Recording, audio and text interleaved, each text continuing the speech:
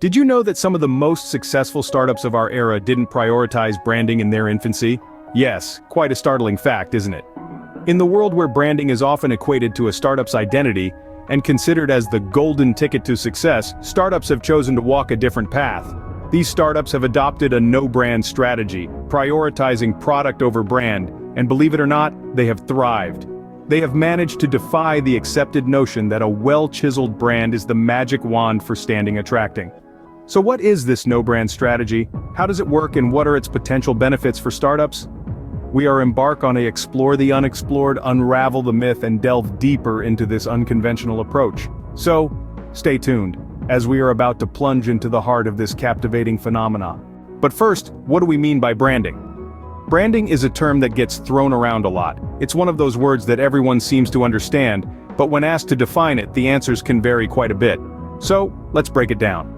At its core, branding is about creating an identity. It's the process of defining who you are as a company and what you stand for. This process often involves crafting a unique logo, catchy taglines, and a consistent visual style that permeates every aspect of your business. It's like giving your company a face, a voice, and a personality that people can relate to. But branding goes beyond the visual elements. It includes the values you stand for, the promises you make, and most importantly, how you fulfill those promises. It's about the experience you provide to your customers and the perception they form about your company as a result. A common belief is that branding is the magic ingredient that can turn a small startup into a recognizable entity.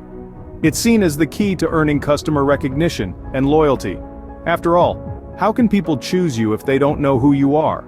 How can they trust you if you don't convey a consistent and reliable image?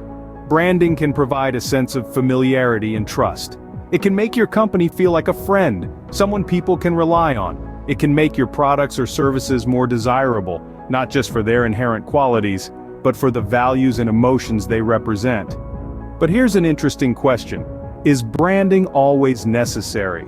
Is it possible for a startup to succeed without pouring resources into building a brand? Could focusing on the product or service itself and letting the quality speak for itself be a viable strategy? These are the questions we're going to explore, because while branding can be a powerful tool, it's not the only path to success. And there are examples out there of startups that have done quite well, thank you very much, without focusing heavily on branding. But is this always the case? Can a startup succeed without focusing on branding? Consider WhatsApp, the popular messaging app. It's a household name today, but did you know it wasn't always that way? In fact, it's a prime example of a successful startup that grew exponentially without focusing primarily on branding. WhatsApp was launched in 2009 by two ex-Yahoo engineers, Jan Koum and Brian Acton. They had a simple idea: to create a messaging platform that was easy to use, free from ads, and focused on providing a seamless user experience. That's it. No fancy branding, no aggressive marketing campaigns, just a solid, reliable product. They believed in their product's value and let it do the talking. WhatsApp's simple, uncluttered interface was a breath of fresh air in the world of messaging apps, which were often cluttered with ads and unnecessary features. Users appreciated the straightforward approach and began to spread the word, and WhatsApp started to grow. The founders continued to prioritize the user experience above all else, consistently updating and refining the app based on user feedback. They didn't spend their resources on creating a recognizable brand image or catchy tagline. Instead, they invested in making their product better, more practical, and more user-friendly.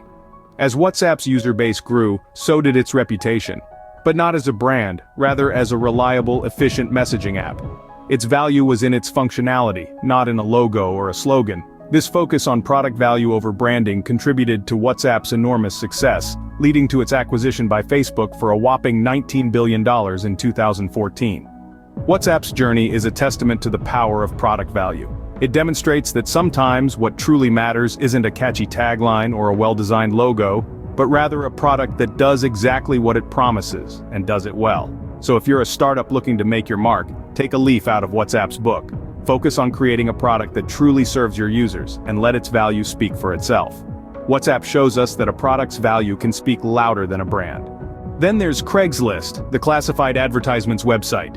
A platform where you can find almost anything, from a used bicycle to a new apartment, and it has been this way for over 2 decades. But when you think of Craigslist, does any logo or tagline come to mind? Probably not, and that's because Craigslist has always prioritized function over form. Craigslist has a minimalistic design that has barely changed since it was launched in the late 90s.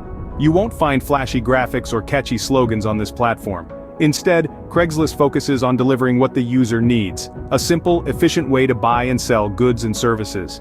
It's a stark contrast to the flashy, heavily branded websites we're used to seeing. Yet Craigslist has remained one of the most visited websites in the world. This lack of branding efforts isn't due to a lack of resources or creativity. On the contrary, it's a conscious choice. Craigslist has always been about user-generated content.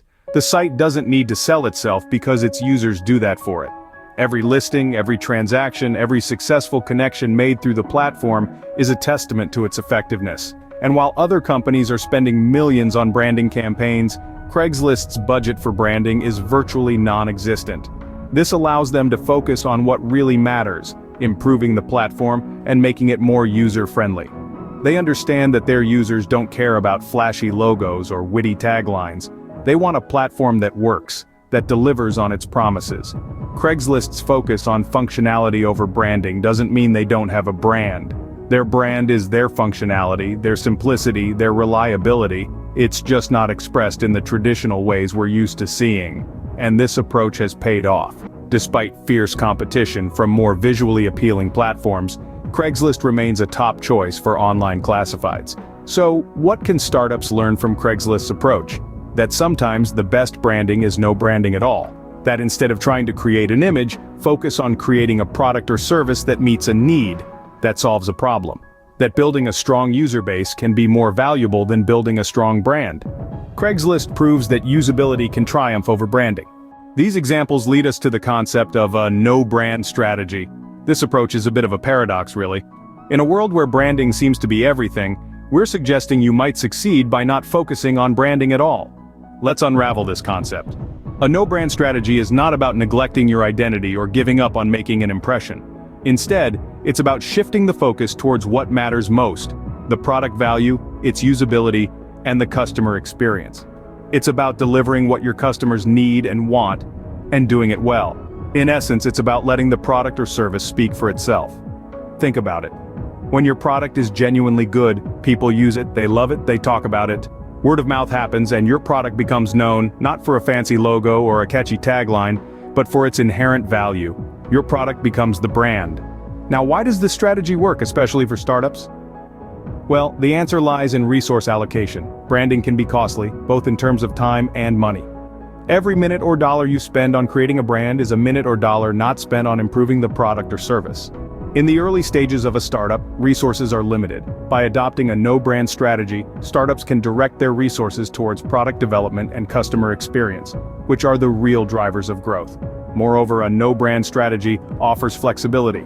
Startups, as we know, often need to pivot to adapt to changing market conditions or customer needs.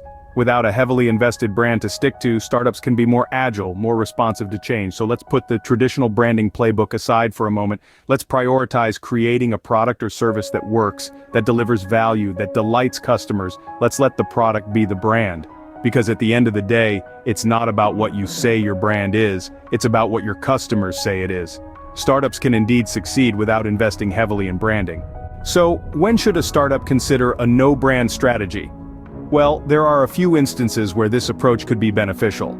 Let's delve into them. Firstly, when your startup has a highly innovative product. See, if your product is a game changer, something that's disrupting the market, it could speak for itself. People are naturally drawn to novelty and innovation. They want to be part of the next big thing. In such cases, the product can become its own brand, making a traditional branding approach unnecessary. Secondly, consider a no-brand strategy when resources are limited.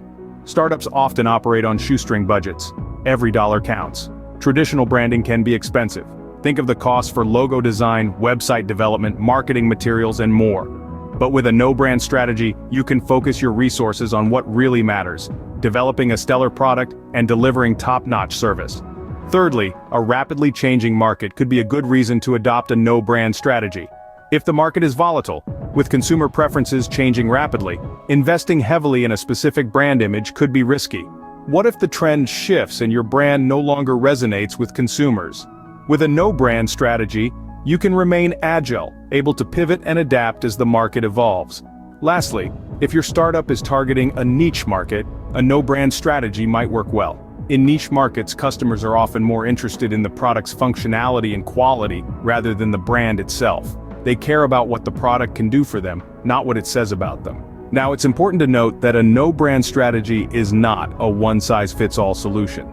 It's not for everyone. It requires a deep understanding of your product, your market, and your customers. It requires confidence in your product's ability to stand on its own, without the backing of a well-known brand. But when used in the right circumstances, it can be a powerful tool. It can help you save resources, stay nimble in a changing market, and let your product take center stage. A no-brand strategy is not for every startup, but it can be a powerful tool in the right circumstances. The key takeaway is the power of product value. Let's take a moment to revisit the importance of product value. It's the true north of any business, the guiding star that leads us to success. It's not just about what your product does, but how well it does it and how it makes your customers feel. A product with great value solves a problem, meets a need, and does so in a way that's straightforward and enjoyable for the user. Now, let's consider usability. It's the ease and efficiency with which your customers can use your product. It's about creating a seamless experience that allows customers to achieve their goals quickly and without frustration. Usability is a silent ally. If your product is easy to use, customers may not notice it consciously, but they will feel it. They'll appreciate it, they'll come back for it, and they'll recommend it to others. Then, there's customer experience. This is about the overall perception your customers have of your product. It's influenced by every interaction they have with your product, from the moment they hear about it, through the purchase and use, and even after they've stopped using it. A positive customer experience can create loyal customers who not only return but also bring others with them. Together, product value, usability, and customer experience form a powerful trifecta that can create a loyal customer base. And guess what? You can achieve this even without traditional branding efforts. You don't need a catchy slogan or a memorable logo to make your customers love your product. You need to deliver value, make your product easy to use, and provide a positive customer experience. In fact, some of the most successful startups have been able to achieve tremendous growth by focusing on these principles.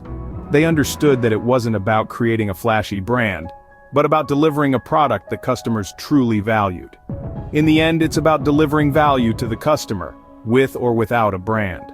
So, is branding essential to startup success? We've explored this question today, delving into the complex world of branding and its relationship with startups. We've witnessed how giants like WhatsApp and Craigslist have thrived with a no-brand strategy, focusing on delivering high-quality product value instead of investing heavily in brand building. We've seen that while branding can be a powerful tool, it's not always the paramount factor for success. It's not a one-size-fits-all solution, and sometimes the no-brand strategy can be the better path for a startup, especially when resources are limited. The priority should always be on delivering a product or service that meets customer needs and wants. Remember, the strength of a brand lies not in its logo or tagline, but in the value it delivers to its customers. The success of a startup hinges on more than just branding. It's about delivering real value to the customers.